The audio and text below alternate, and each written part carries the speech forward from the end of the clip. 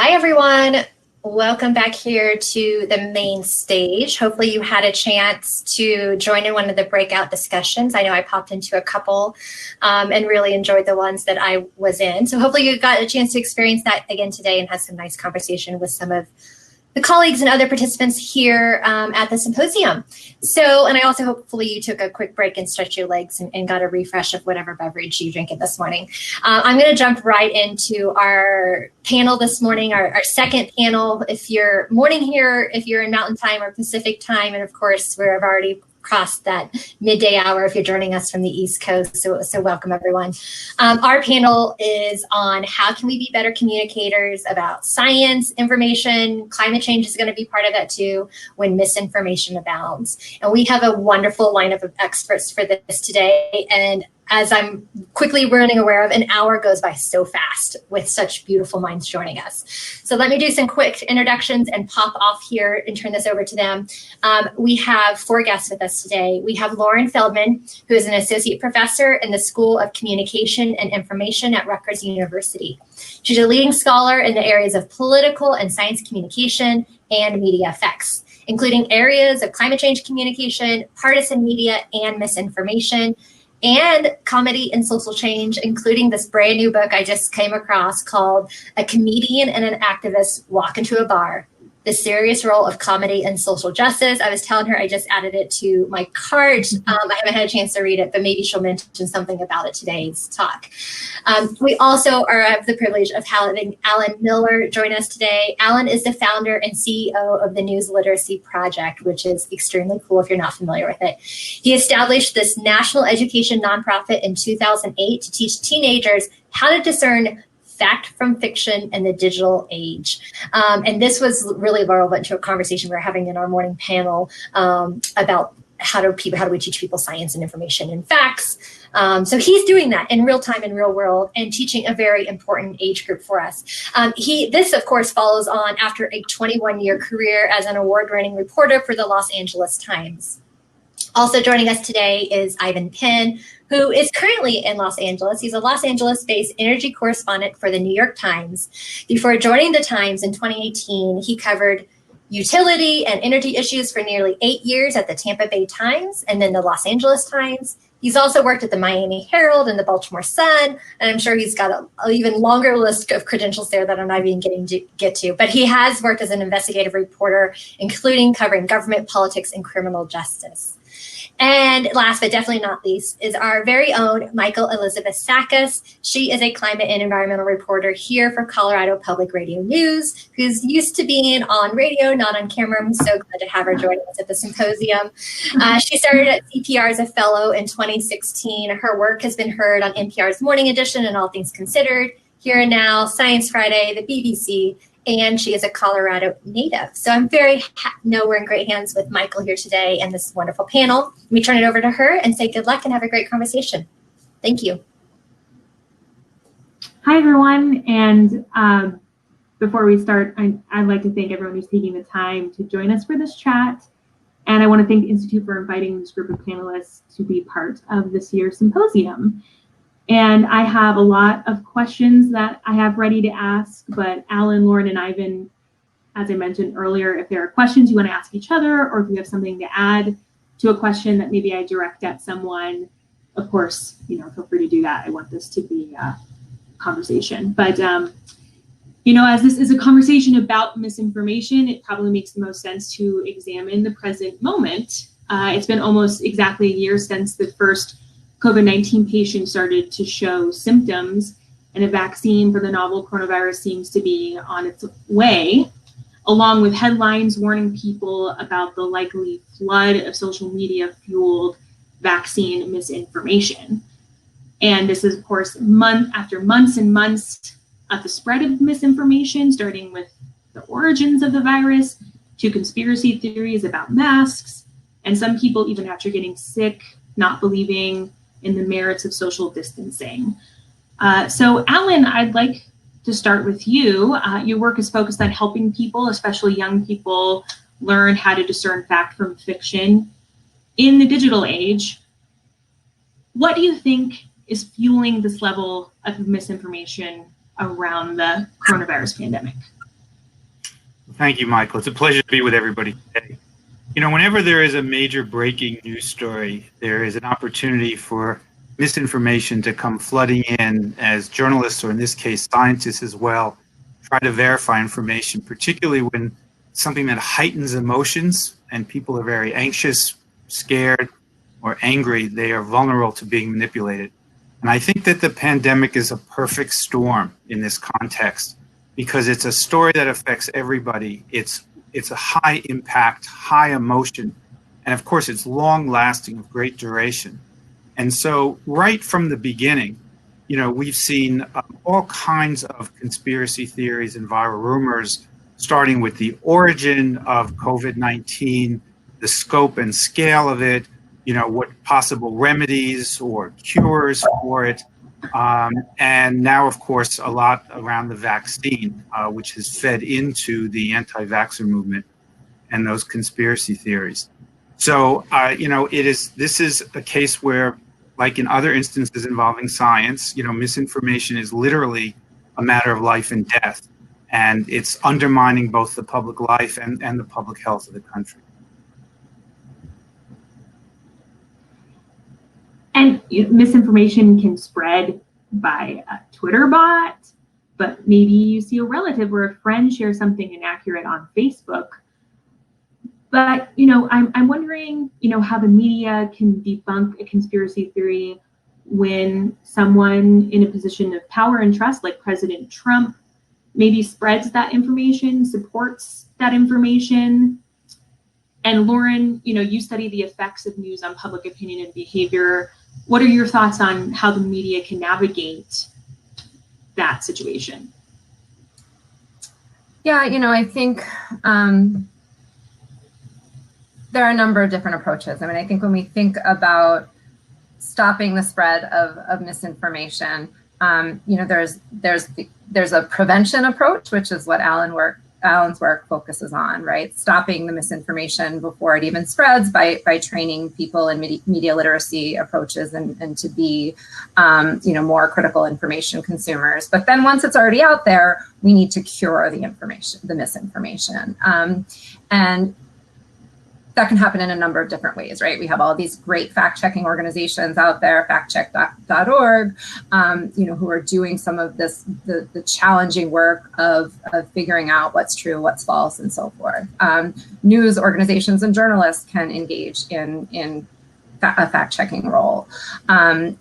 We've seen, in the context of the coronavirus pandemic, we've seen public health organizations get involved, right? The World Health Organization has a Mythbusters page to try to counter some of the misinformation that's out there. And then of course, regular people using social media can issue corrections. And I think all of these different sources can play a really important role. And what we're seeing increasingly as social media platforms step up, right? They're issuing warnings in response to harmful misinformation.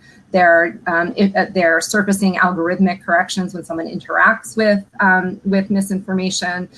They're popping up a warning. Facebook at one point during the pandemic starting alerting people who had previously interacted with false information. But what's really interesting is that ordinary users can play a really important role here. And you know, what's interesting about social media is that you sometimes think that you're only interacting with the person who you're in direct conversation with, but there's a much larger audience. And research has found that what researchers call observational corrections can be really effective, right? So I'm interacting on social media, I see somebody post misinformation, and I go and correct it. And maybe I'm not going to change the mind of the person who initially posted that misinformation because they're interested in their beliefs, but there could be, you know, hundreds of other people who are following that comment thread, and their minds can be changed, and that misinformation can be debunked there. So lots of different levels at which misinformation can be corrected. Journalists playing a role, social media platforms playing a role, and ordinary users playing a role as well. And I don't know if you wanted to add at all to that first question of what do you think is fueling what seems to be a high level of the spread of misinformation around coronavirus, the election, so many different facets to that. Yeah, you know, I think some of it comes down to human nature. And I think what's really important to remember is that we are all vulnerable to misinformation. And interestingly, there's something called the third person effect, where we assume that everybody else is affected by misinformation. They're going to be duped by the media or by these bots, not us. And so we underestimate our own vulnerability. And there are a host of psychological reasons why we're vulnerable, right? We tend to rely on fast, intuitive, experiential information processing strategies, right? We're cognitive misers. We want to make our decisions and make our judgments as quickly as possible. We don't slow down and take the time to be deliberative, analytic reasoners. And that in and of itself allows us to very easily fall prey to misinformation, especially when you couple that with our tendency toward motivated reasoning, right? We want to accept information that confirms our strongly held values, beliefs, identities, and will, immediately tune out or counter argue any information that goes against those beliefs. So we're fast processors. We want to confirm what we already believe, and that just kind of opens up the floodgates to misinformation. And then, of course, media play a role, right? Social media are optimized for engagement, and what gets engagement? These really kind of outrageous, emotional laden posts. And so the structure of social media is really built to facilitate the spread of misinformation, unfortunately. And Ivan, you're an energy reporter for the New York Times, and of course that relates to climate change, which is what I cover at Colorado Public Radio. What have you learned that works, or maybe what doesn't work, when trying to cover a topic that's constantly challenged with arguments that are driven by falsehoods, like human-caused climate change isn't real, and maybe we don't need to make that shift to more renewable energy sources? Sure, and first of all, it's great to be with everyone today. Well, first of all, I'd have to piggyback on both Alan and Lauren, because they are sort of critical pieces to all of this, because a big part of what has to happen is an education process. And so the work that Alan is doing from an organizational standpoint, and that Lauren does in academia, is a big part of that. We in the news media have to play a role as well in terms of educating people on what is sort of basic educational tenets. Consider the source, the quality of those sources. The things that before we even get to the news media itself, it is what we learn in school. What kind of sources are providing the information? And just like you're writing a basic English paper, the quality of the source that you put in that paper and turn into your teacher or professor, you're getting graded on that. And you can't just pick any kind of source and throw them into your paper, or else you're going to get a bad grade. And so some of it just boils down to that very simplistic level. And then when you get to the media level, there is that it's the same elements of consider the source. And then sort of beyond that, I mean, there's structure within news organizations that, of course, our panel knows and understands, but the public doesn't. And when the public looks at a newspaper or TV or radio broadcast, they don't necessarily understand that the editorial board of the New York Times is a separate entity than the news department. They'll read an opinion of the paper, whatever paper that is, and they'll say, well, I know personally, I've had people say to me, well, I know you can't write about X, Y, and Z as you're covering energy and climate issues because they won't let you. And they don't understand that that's not how it works. But we have a role that extends from the regular daily role that, like I said, Alan and Lauren are playing, to help in that education. The New York Times, we did a series of library events where I and many of my other colleagues in various states, California, Texas, we just had community meetings and we talked about what we do, how we do it, because we take for granted as journalists that people understand how that works. And so when people can better understand how we go about the work that we do, and that we do vet the sources that we're bringing to the table, not that people don't make mistakes and pick a source that maybe it isn't too credible, but in general, we're vetting, who it is that we're bringing you the information from. And those are really sort of critical things for us as journalists. But again, I really can't emphasize enough the work that Alan and Lauren are doing are sort of, they're really important in helping to support the credible work that is out there. And Alan, do you feel that there are practices in our education system that have shaped people's thinking about truth, maybe make truth more of a debate than it should be?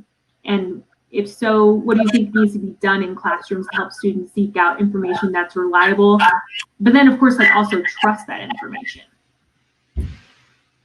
Well, I think, the education system had fallen behind the transformative impact of digital media and technology.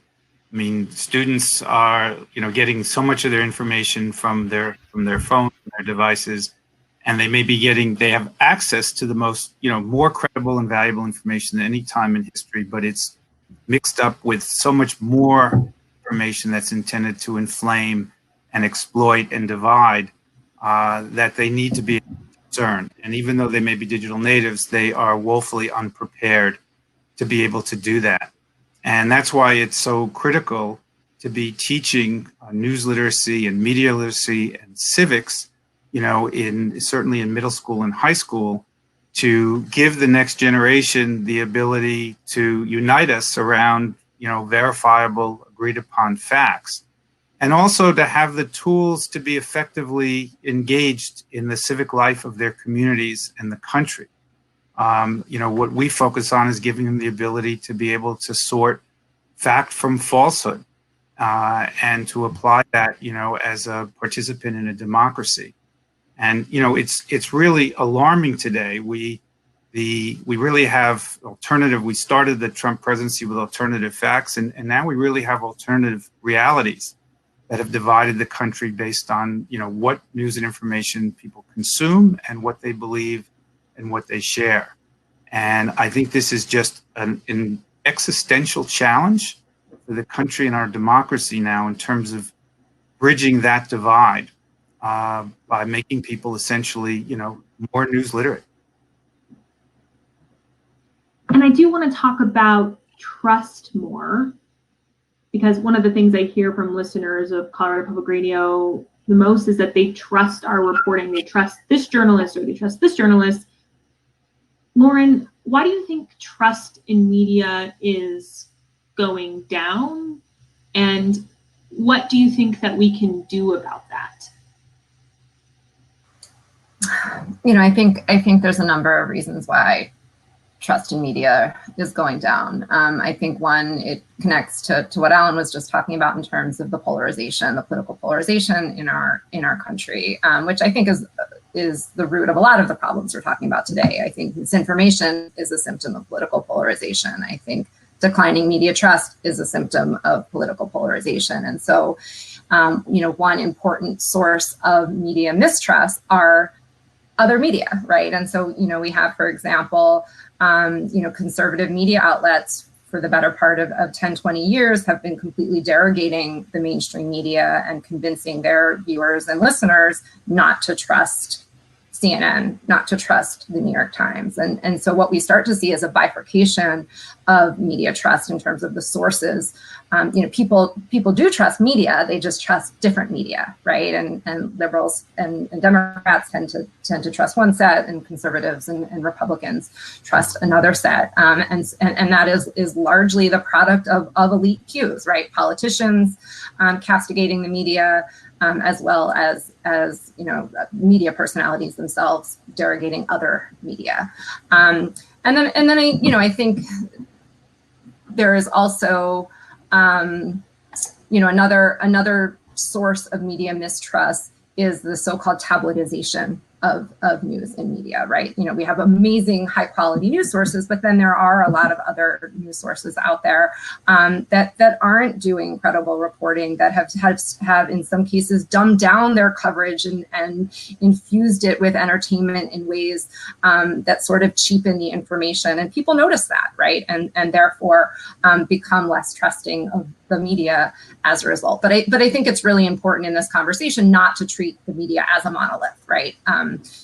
There's also different kinds of media, different news sources, and I do think the public discerns between them. And so we often don't know what we're getting when we ask people on surveys, do you trust the media? Because we don't necessarily know how they're conceptualizing media, and that can be done in a number of different ways. Yeah, and Michael, I would add to that, sort of amplifying that the tribalism component of this, because we as people tend to that tribal element. I always liken it to you look at bring out the sports analogy, which everyone always hates people doing, but if my quarterback is terrible, I can say that my quarterback is terrible, but you're our competition. You can't say my quarterback is terrible. And a lot of it really boils down to that simple tribal view of things. The fact of the matter is there is a basic way to evaluate the quality of the quarterback. They're passing and completions, and how many touchdowns are they passing? I mean, there are ways to evaluate whether or not that person is actually doing well, but it's hard for me as a person when it's my team that's being talked about, because my allegiance and my feelings and emotions are also vested, and it happens across the political spectrum. It happens when it comes to the news media piece. And so the second element is, this is not new. Another thing that I always mention in these kind of contexts is, Napoleon even said 4 hostile newspapers are more to be feared than 1,000 bayonets. So, I mean, you get the sense that, it's not a new thing that politicians, major figures will criticize the media. But some of that's also because the nature of our role. Our role is to hold them accountable and to hold people in power accountable. And whenever you rub people that way, then there's going to be pushback, and those who love them are going to push back. I'll say this one other thing. I mean, for instance, whenever I write about Tesla, there are the as they say, the Tesla fanboys. If it's a story that is critical of Tesla or Elon Musk, I mean, you look at my Twitter feed and it's like this barrage of attacks on the story and me about in their defense of Tesla and Elon Musk.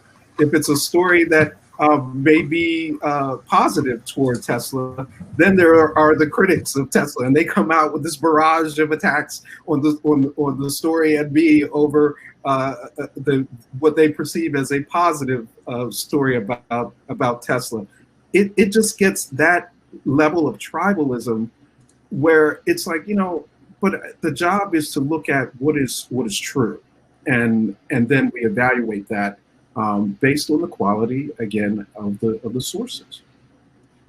Michael, if I could jump in, pick up. Ivan, you shared a story with me in an earlier conversation about how some friends and family trust your reporting because they know you, they know that you're not like the rest of those mainstream media reporters who are purposely spreading lies.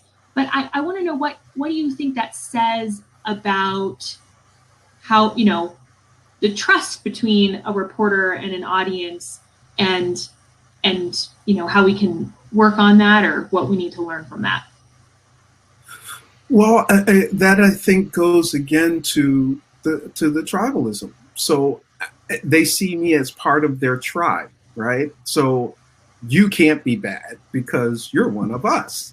You're my friend.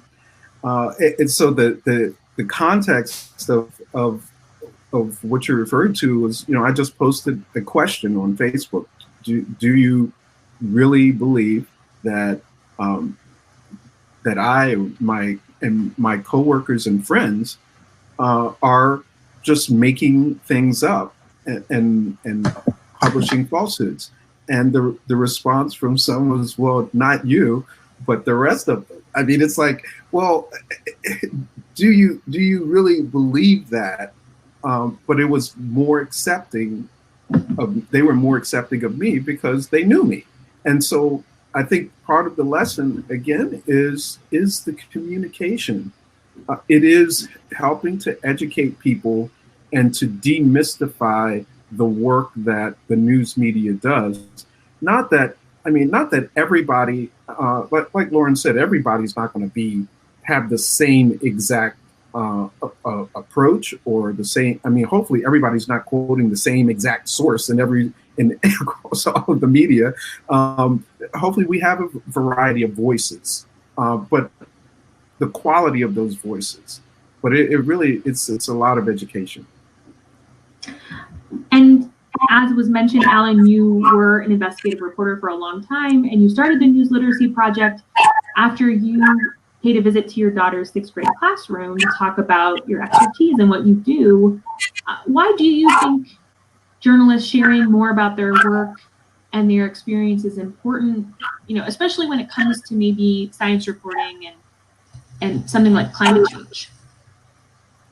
So picking up on Ivan's point, one of the reasons that I started the News Literacy Project in 2008 and helped the field of news literacy was that I felt that we as journalists did not do a good job at telling people what we did and how we did and why we did it. And it left us open to all kinds of attacks and self-inflicted wounds. And so, I quickly realized that this is a much broader critical thinking skill. How to know what news and information to trust is still not only to education, but to, a healthy democracy. So I think the key is to get people, not just students, but the general public, and we're now providing resources for the public as well, to ask about anything that you encounter, wherever you encounter it. Who created this? Can I tell? For what purpose? With what standards? What is the documentation? What are the sources? Are these credible sources, multiple sources, expert sources? Are they anonymous? Is there bias here? What kind of bias am I bringing to what I'm looking at in terms of how I'm interpreting? Is there elemental fairness? Is the subject given a chance to comment or respond? And then, ultimately, is this something that I should trust? And is it something very important that I should share? Because this kind of the toxic misinformation can't get the virality it does without many of us, all of us, sharing it. As Lauren said, we're all vulnerable. And I think in most cases, it's inadvertent. So I think that all of us need to be more mindful and more responsible about what we consume and particularly what we share and what we act on, so that we can become part of an information solution instead of a misinformation problem. And so we've created a virtual classroom which is being used in every state in the country, and it gives students a grounding in how to know what to trust and understanding the role of the First Amendment, a free press and democracy. We've got a lesson on misinformation. We've got a lesson on algorithms and how they personalize information, how to turn them down. And we're about to launch a lesson on conspiracy theories. And we've now created a version for the general public. And I mean, these are the basic skills I think that everybody needs if we're going to get a handle on a problem that really, I think, is moving us toward an information dystopia. And you know what, because I'm seeing even some of the chat questions. I mean, one big thing is for people to support their local news organizations, because that's going to help both on the local level, which is really, really critical, because your major news organizations like the New York Times and NPR and all it's difficult to cover, even those local elections, unless they have some kind of national significance or something highly unusual. Your local news organization is really important to support. That's how you're going to also grow those newsrooms and helping your local coverage as much as also the national coverage. Yeah, and I would say that piggybacking on that local news and local news newspapers are really critical, or can play a really critical role in helping reduce polarization, right? So local news tend to focus less on polarized national politics and more on civic and political issues that are relevant to a shared community, right? And if we want to rebuild social trust, which is really kind of at the the roots of many of the problems that we're seeing is the erosion of social trust, that's going to start at the local level. And local news, local media can play a really important role in bringing together local communities and helping people see the commonalities that they have with people on the other side of the political aisle, right? We all care about our schools, for example. We all care about our parks in our local community. How can we come together and rally around those things and hopefully have that trickle up to the national level instead of having our very polarized national politics influence us at the local level. So I just want to add, in terms of local news, we've seen an enormous decline in the number of particularly local newspapers and local reporters. This has been accelerated by the pandemic and layoffs, where journalists are literally covering the most important story of their life, and they're risking their lives, and then they're being laid off. This is an enormous threat to democracy. Having started my career at the local level, as most journalists do, it means you're not having people at City Hall and the City Council and the school boards, state government. And there are studies now that show that where there are vibrant local news outlets, there's better financial management, there's higher civic engagement. So I completely agree. This is something that everybody can do, which is to support local news by subscribing and consuming it. And to talk a little bit about climate change reporting specifically, Lauren, I know that you've studied this and its influence on public opinion and engagement, and how the media also contributes to political polarization of the issue. Can you share what you've learned about this and maybe things journalists and communicators should be aware of when they are trying to communicate on the science of climate change? Yeah, I've done a lot of research on a lot of different aspects of media coverage of climate change. I've focused a lot on partisan media and how partisan media coverage of climate change fuels polarization, much as it does around lots of different issues, elections and so forth. But one of the things that my recent research has focused on in the context of climate change coverage is this question of how much should news coverage of climate focus on threat information versus how much should it focus on solutions and efficacy, what we call efficacy, which is information that can empower people to make a difference, to engage politically and so forth. And we find that including efficacy information and emphasizing efficacy information, focusing on actions, solutions, both things that individuals can do, but also that we can do as a collective, can be really engaging and motivating for the public. It creates a sense of hope and optimism, which can foster public engagement, get people to be more supportive of climate policy, more supportive of other types of political actions, and engage themselves. And so, one of the things that we in our research try to communicate to journalists and others who are communicating about climate change is to not always lead and focus so entirely on the threat and impact information, and to remember to really give people information about what they can do and about what governments can do and about what collectives can do, because that's really important at the end of the day to keeping them engaged and involved. And you know, some of it is the language that's used. A year ago, I was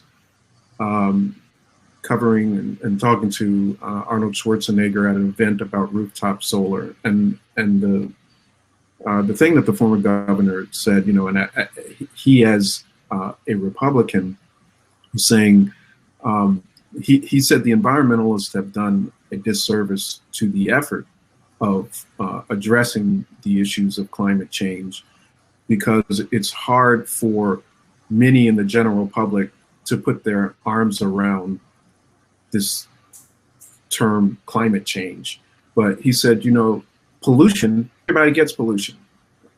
That's and whether it's that terminology specifically, his point was, it's how we frame the discussion that can help people to better understand what's going on. Because if you look at places like Australia, I recently wrote a piece with a colleague based there in Australia about the fact that Australia, a conservative country that is very big on coal, is a leader in the rooftop solar penetration. They have more rooftop solar on houses that ratio-wise than other places around the globe. So how do you get that in a place that is a big coal country? Well, it was economics and the cost of electricity that led a lot of people to say, well, this is cheaper for me to actually put solar on my rooftop and a battery in my home than the cost of centralized power from the utility. And that had nothing specifically to do with climate change, obviously, but the economics, just a looking at the picture from a different perspective, is driving a change in the impact of climate in a place that's very significant. And I think a big challenge for journalists is reaching new audiences. You know, as a climate reporter, it's likely people who pay attention to my reporting are interested in that. You know, there's that bubble. You know, maybe they accept the science and they want to learn more. For whatever reason, that is their mindset. But, you know, I think we'd all like our work to find new readers. If I'm people who maybe, you know, don't fully understand something or want to learn more or are seeking out that information and are willing to trust and learn from whatever source they've sought out. You know, Ivan, how do you think we can do a better job at reaching more diverse audiences with different backgrounds and life experiences? Well, from a media standpoint, you know, that it's always sort of the real basic storytelling elements. You know, if I write my stories, I mean, essentially I covered poles and wires, and I had a friend of mine say to me, well, Ivan, you know, I love you, but I'm not interested in what you write about. Well, that's a problem, because everybody has an electric bill, and I need to make sure that I am telling the story in a way that causes everybody to say, this is important to me, and I need to care about this. Because on one level, yes, the big umbrella climate change level, we have that. I'm based in California. The wildfires, obviously, this year were just you know, record levels. I used to live in Florida, hurricanes. So I mean, I go wherever there's a disaster, evidently. But the concern on that umbrella level obviously is really, really significant. And trying to get understand on that level. But then there's also, how do I help people understand, just as a journalist in telling this story, that this is important to you. And yes, there's a lot of technical stuff, but your electric bill could be lower, and you don't have to be without power in after a hurricane, or suffer a blackout because the utility is cutting your power to avoid their equipment in a storm, sparking another fire. You can preserve your electricity by having your own system. You can also, in doing that, reduce the need for fossil fuels. Now, I mean, of course, the fossil fuel industry is going to push back on that, because you're cutting into all of their who they are. But then you go back to the umbrella question, because that's the big box policy. Our policy makers, our leaders, having that level of a discussion. But on the micro level, there's some real practical things. Your budget, your lights, keeping all of those things on, and us relaying that in a way that people understand. And as the four of us have this conversation, the folks who have joined us and are listening have sought out this information, and I'm sure there's many reasons as to why. Lauren, and I think I'll ask all of you this, but how do you think a symposium like this one, or journalists or educators, can do a better job at inviting people into these conversations when that person's identity is maybe connected to that piece of misinformation? So, Ivan, like you mentioned, maybe they work in oil and gas and they believe that the industry isn't contributing to climate change. How can we invite more of those folks to join conversations like this? And I'll start with you, Lauren. Sure. I want to first just piggyback on like a broad theme that I'm seeing emerge from this conversation that, in particular relates to something that Ivan just said, and that's that news is clearly about so much more than just information, right? It's about identity. It's about an emotional connection. It's about personal relevance. And I think that that's just something that's really important to keep in mind as a backdrop to what we are talking about. But I want to use your question as an opportunity to talk a little bit about my book and my research around comedy.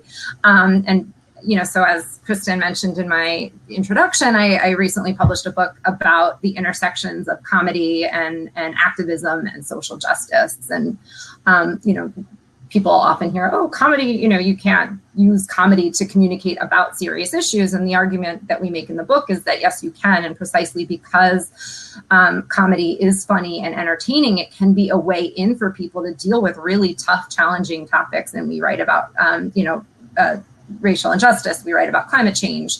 We write about poverty. And one of the reasons is exactly what you're getting at. It can be a gateway to engaging reluctant audiences with really challenging topics. Challenging because they're complex, challenging because they're seen as not personally relevant, challenging because they are wrapped up in identity and they feel too controversial, right? And so, there's lots of research showing that that comedy can serve as a gateway. So Trevor Noah does a segment on solar power, for example. Now all of a sudden audiences have some sort of baseline framework for thinking about solar power in a way that they never did before. And so they might be then more inclined to read a news story about solar power or attend a panel about solar power, right?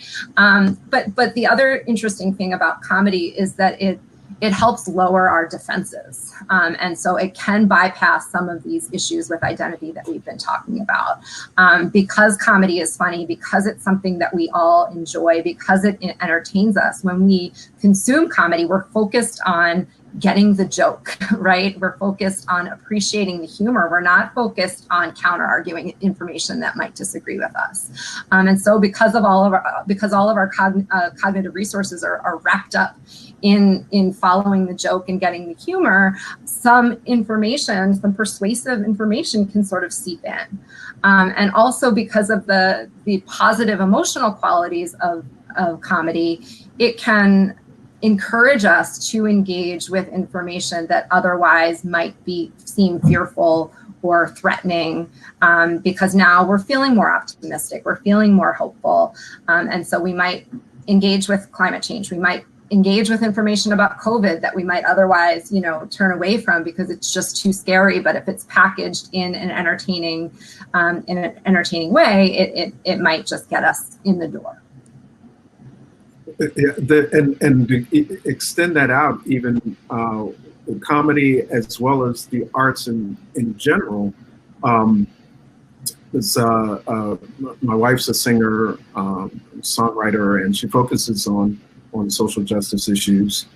And one of the things that she's really communicated is the fact that it's been said the civil rights movement had a soundtrack with it, because all the music that was tied to it was used as a violent tool of nonviolence, and it also brought all kinds of people together and tore down a lot of walls in peers, and even in religious settings. You're having people sitting next to you who are of different economic places, of different quote unquote class, and all. You're in the same space, and everyone's willing.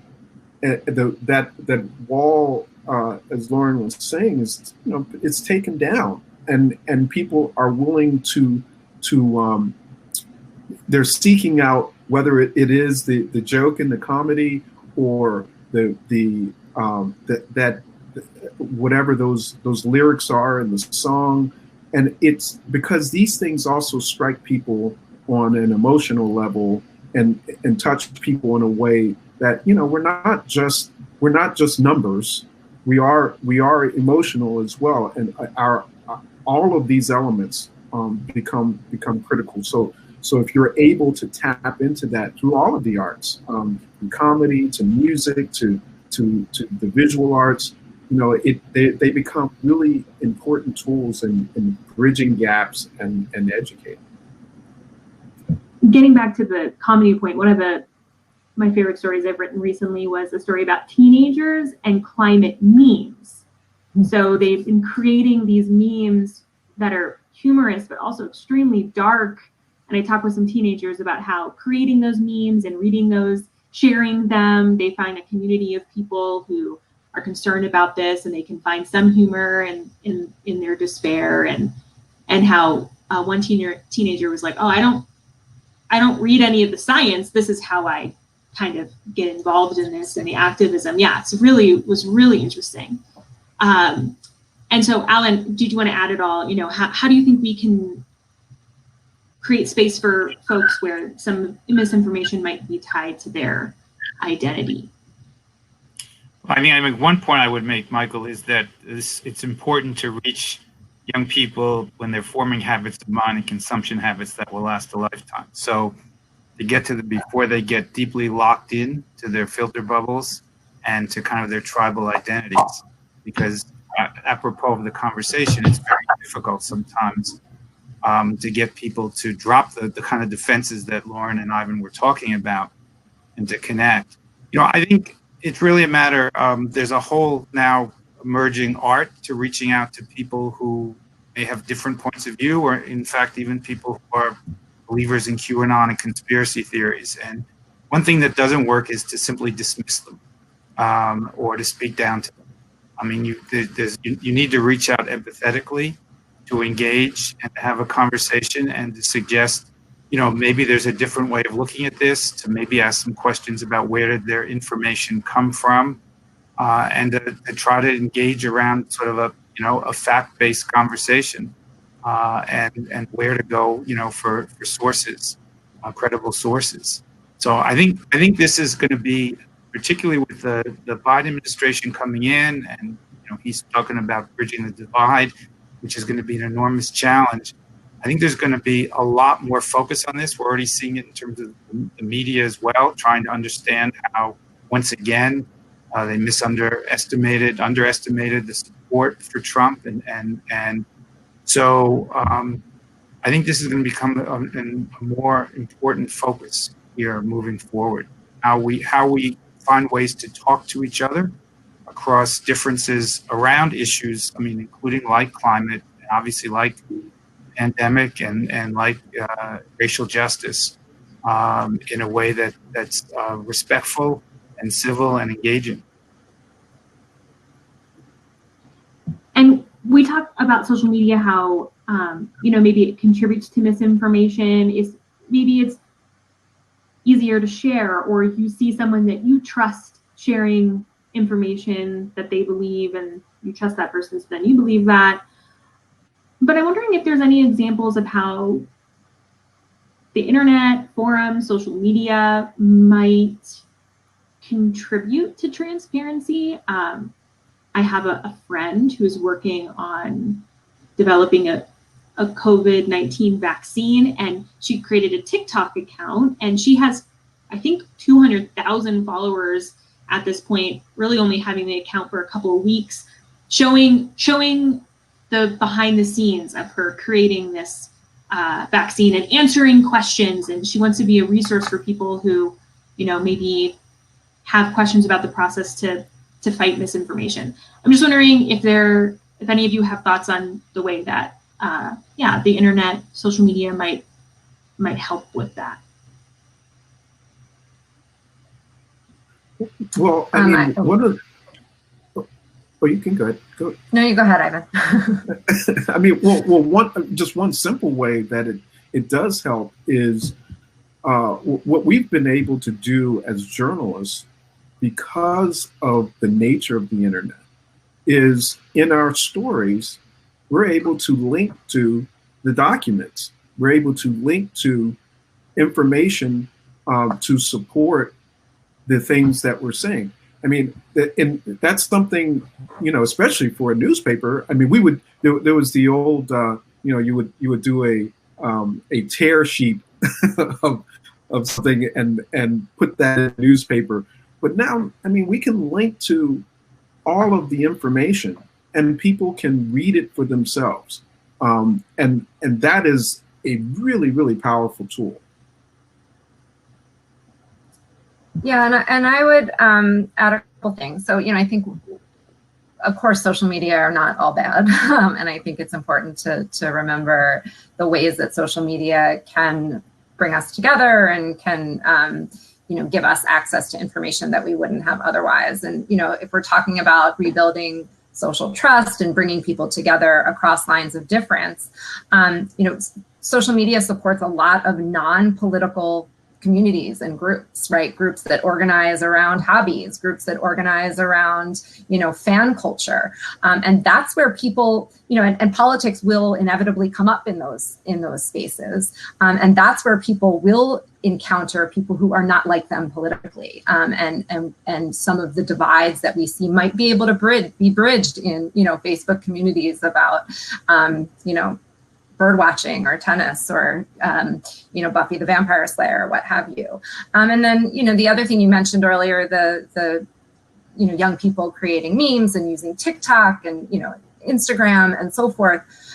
Social media, young people are living their lives on social media, and platforms and news organizations and other folks are getting really good at packaging important information in ways that are being digested by young people, right?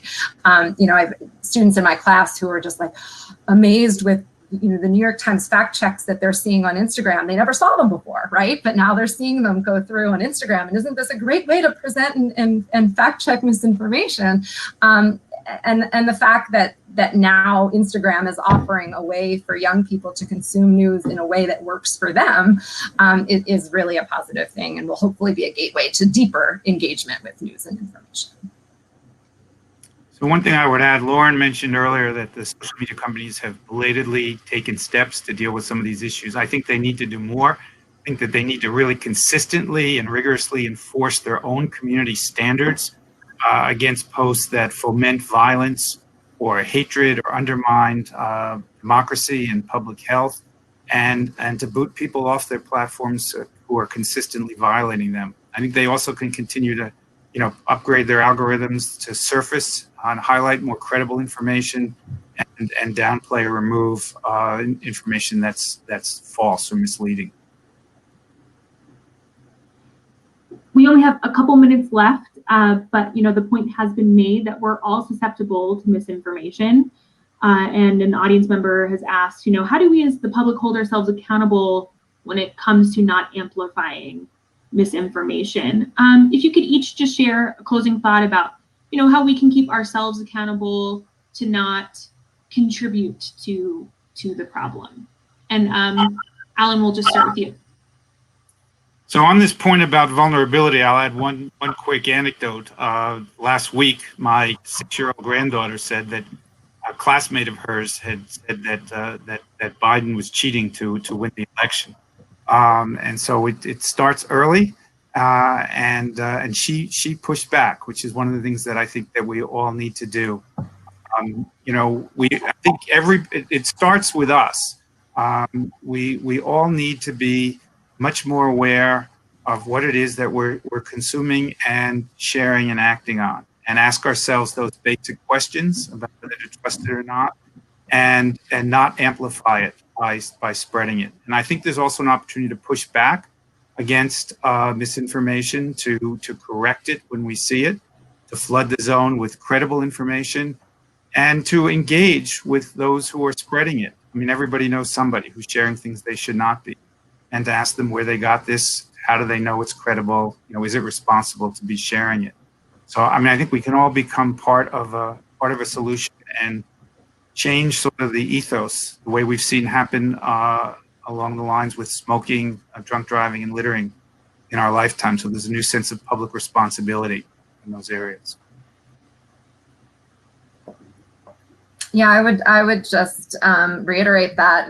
I spoke earlier about how one of the reasons why we're so vulnerable to misinformation is because of our reliance on, intuitive, experiential, fast processing. And so the best thing we can do is slow down, right? And take a minute before we share. And, some of the social media platforms are introducing that friction for us.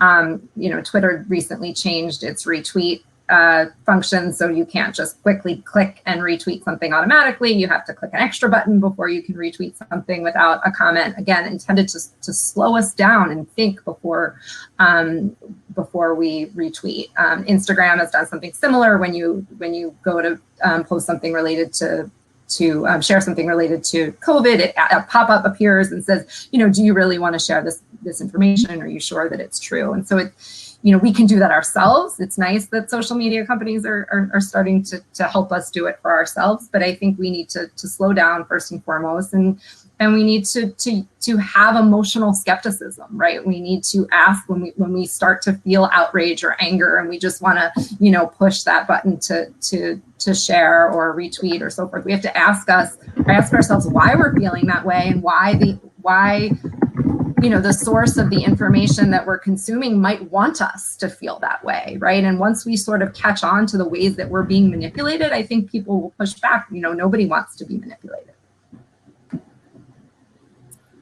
Yeah, I think that sort of the essence of that is that we're evolving. I mean, the evolution that we're going through, and even on the part that some people don't like. I mean, the regulatory end is catching up to the technology, but as Lauren was just describing, I mean, we're catching up to the technology as well. So there's an evolution going on here that is, I would imagine, because of civil discourse, we will increasingly begin to reshape some of it. I know even personally, I sent someone an email, and I was not a happy person with the decision the person had made, and I reacted viscerally, and they were like, "Wow, you were upset." I said, "Maybe you should have taken a deep breath before you sent that email." And that's part of the evolution. We've got all these new tools and these technologies, and the ability, both on the end of the social media and all of the media players, to be able to put tools in place that Lauren has described, and then also the tools that we as a civil society start to bring to bear, knowing that all caps is yelling and screaming on the web. I mean, you know, we didn't know that when we first started doing it. We were just like trying to emphasize, yeah, but you're yelling at me. You know, there's all of that evolution will continue, and that'll help us to be able to deal with some of these things. Well, thank you all so much. This was such a wonderful conversation. I so appreciate it. And I think that does it for us. That was such a great conversation. Thank you all so much. It's been such a pleasure. Our chat's been blowing up. There's a ton of questions. You all had so many great resources to share. I've said this with every panel. I could stay listening to you all chat and have a conversation for a really long time. So a huge thank you from myself, the Institute team, and everyone involved for spending your time and your day with us. And I appreciate it. And hopefully we'll be in touch soon with other opportunities to connect. Best of luck for the rest of 2020. And thank you very much. Thank you. Thank you.